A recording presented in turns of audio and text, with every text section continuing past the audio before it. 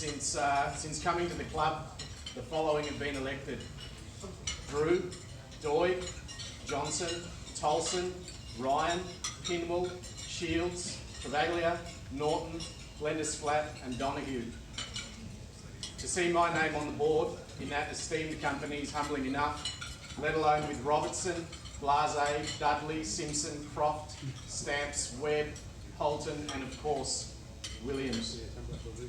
Being elected as a life member last May at the AGM was a time when I couldn't have a prepared speech, and hence I was somewhat inept at enunciating anything intelligible.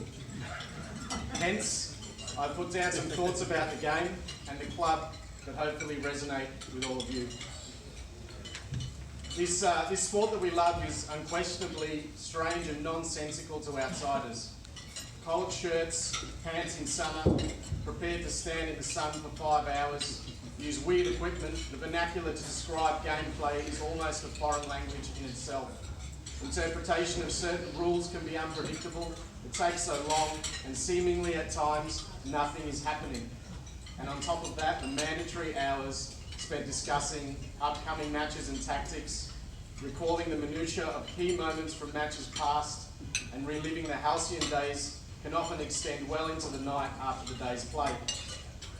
Yet, as for many of you, all of these aspects of the game and many more fuel a passion that's been a mainstay of my almost 39 years, from playing in the primary school playground, through secondary, uni, and now full-time work, through the single, married, and now parent stage, and through all the highs and lows of life. We came to Australia in '86 from England, and my love of the game started at home from my father's interest, who then nurtured my own interest by taking me down the nets for a hit on a regular occasion.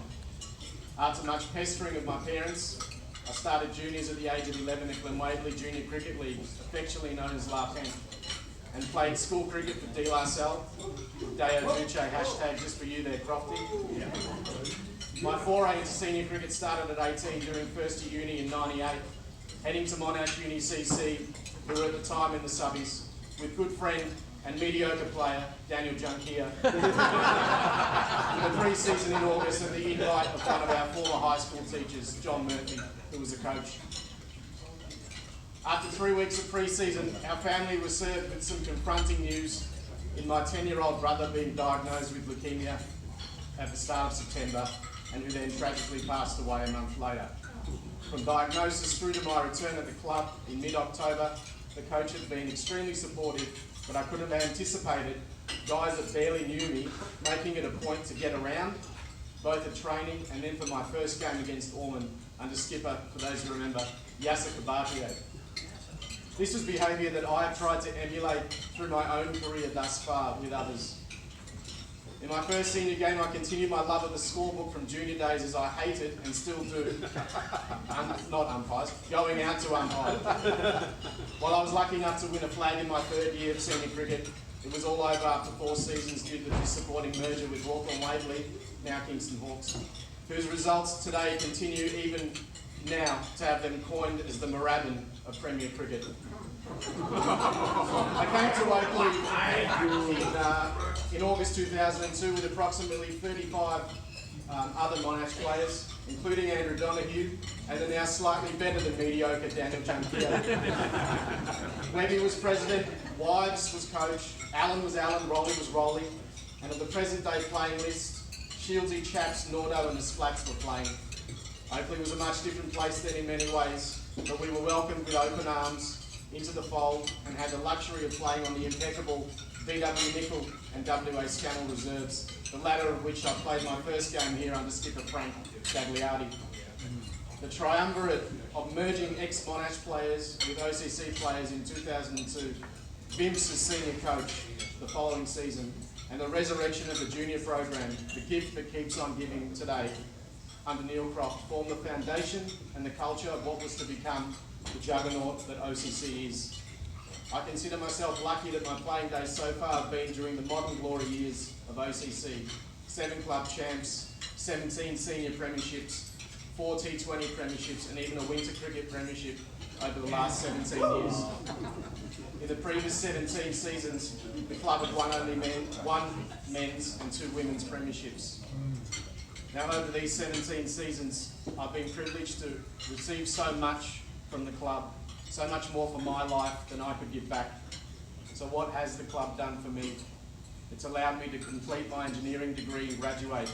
Former player Mike Tyson gave me a role that I could use as industry experience for 12 weeks.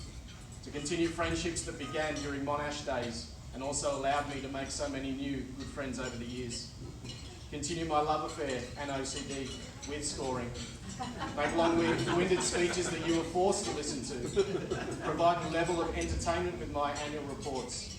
Experience 14 years of finals cricket, including tasting premiership glory, and develop as a player and a leader of the club.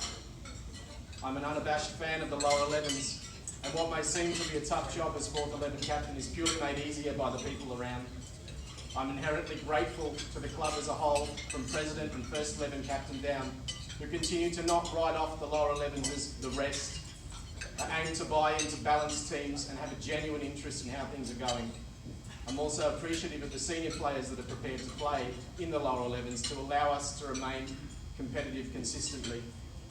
Mentor the young guys to bring out their best, but also show them what needs to be done off the field on game day. Demonstrate how to win, and then push people up the grades.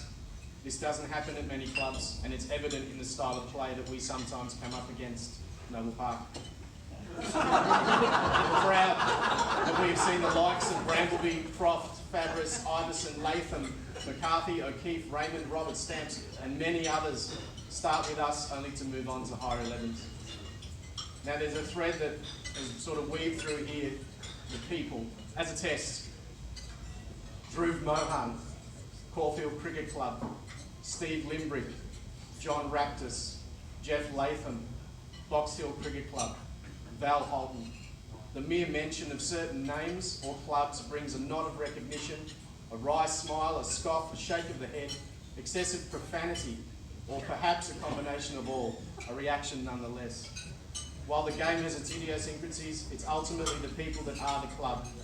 The mother who encourages her son to play here, she's Oakleigh. The father who dropped his kids at the game and hangs around to score, he's Oakleigh. All of us, we are Oakleigh. We live it, we breathe it. It's also people who make the moments memorable, famously or perhaps infamously. It's the people who take the club to new heights, who look at ways to better the place. And it's these people who are and have been the mentors, the role models and the examples for me over the journey.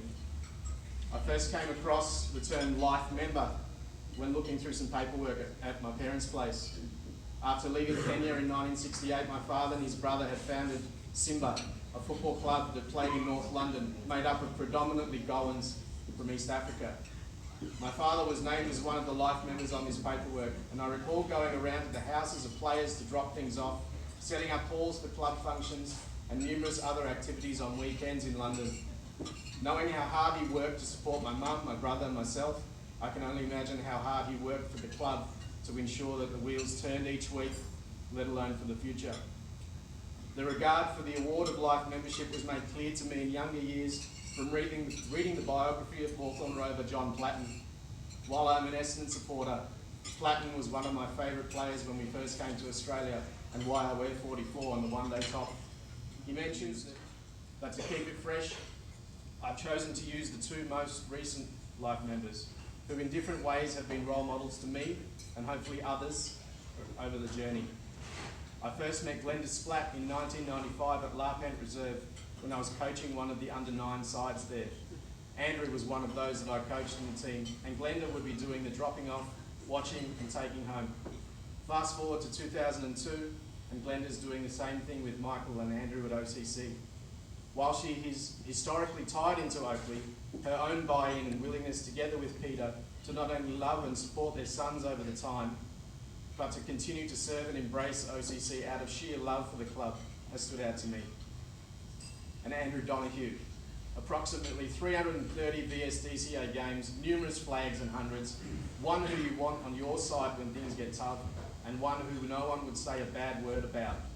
For me, a premiership teammate, a mentor, a friend, a wise head, the only one who's been alongside me for the entire 21 seasons so far, and another who clearly exhibits this behaviour of buying in, serving and embracing OCC out of sheer love for the club. I'm proud to be the second Monash player inducted, and you know what they say, Donners, first the worst, second the best.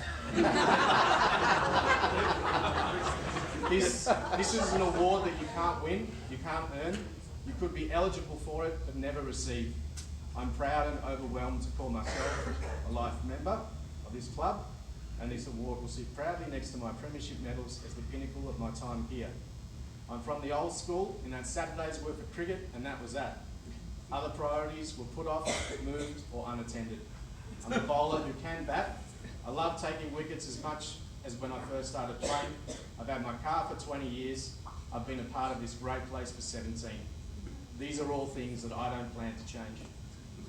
I encourage you all to play for as long as you can, embrace the club wholeheartedly, and thrive in the culture of the place. While each person's circumstances are different, moving to the other side of the city or another country perhaps, I could never understand why people would switch clubs from season to season when we have such a good group and facilities here. In closing, I thank all of the OCC faithful who have helped my game, both on the field and off, to develop, who've been role models and support for me over my time here. The long-time servants of the 4th 11, especially Jatin Shah, Ryan Chappell, and the inimitable Dinesh Patel, who have provided such a strong level of support as players, administrators and friends. Daniel Junkier, long-time friend, whose support through our lives together thus far has been amazing. Now an average player.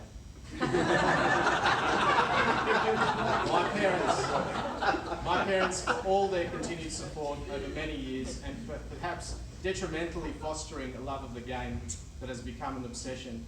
And my wife Sohanya, who navigated through the girlfriend and fiance stages, through the last 7.5 years of marriage, the last 2 years as a wonderful mother to our daughter Zarita, and through currently carrying our second child to be born in September. I couldn't have done it without you. I thank those who have considered me worthy to be a life member of this club once again.